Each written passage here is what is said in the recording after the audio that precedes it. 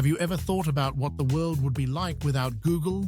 Or even scarier, what if it had already been there, but was called Yahoo? A tough pair of Stanford PhD students built a powerful new search engine in the late 1990s. They didn't want to run a business, though. They didn't want to deal with promotion or management. Larry Page and Sergey Brin only wanted to sell it, that's all. And their top pick? Yahoo. But why would the people who started the company, that became one of the biggest in the world, want to sell their groundbreaking technology? Why in the world did Yahoo say no? Let us go back to the moment when the internet boom started. It was a mess. The year was 1996. There were bright web pages, slow dial-up tones, and search engines that were, well, garbage. The internet was like the Wild West. People knew Yahoo as one of the big names in town, a gateway to the web, or a guardian.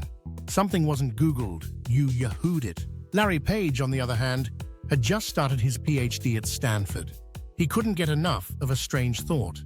What if you could make a picture of the whole web by looking at how pages connect to each other?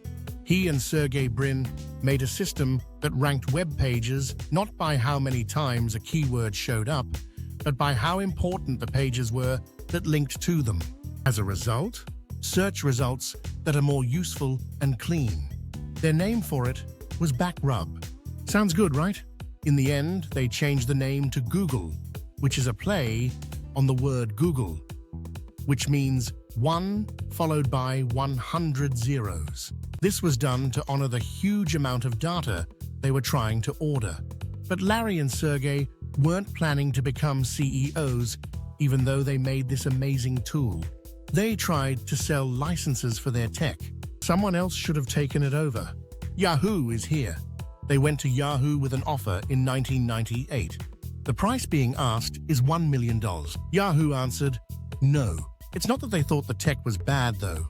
Yahoo's business plan at the time was to keep people on its site as long as possible by showing them news, weather, and stock prices. Instead, Google's simple, clean design helped people find what they were looking for faster, but then they left. In terms of business, it was the exact opposite of what Yahoo wanted to do.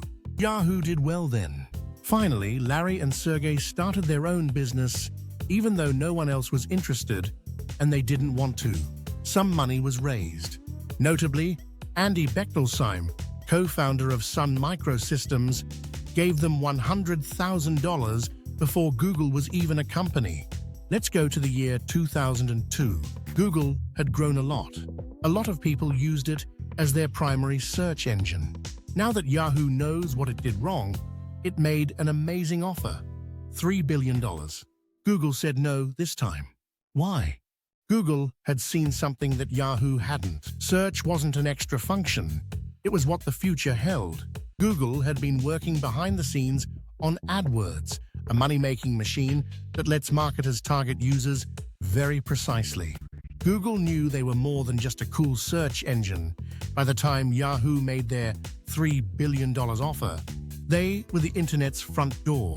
Yahoo gave it another shot in 2008. No, they weren't trying to buy Google this time. Instead, they were trying to keep Microsoft from buying them. And do you know who they asked for help? Yes, Google. Google offered to work with Yahoo on search ads, but the government stopped them. It was too late. Yahoo used to be the best website, but now it's just a bad example. At the same time, the company that begged Yahoo for $1 million grew into one of the biggest tech companies ever. The really interesting part is that the internet might look very different now if Yahoo had just written that $1 million check in 1998. We might say Yahoo it instead of Google it. Perhaps Gmail would end up as an experiment that was forgotten in a product graveyard. Android might not have been made at all. But Yahoo didn't act right away. What about Google? It made the world. Thanks for watching, and see you next time.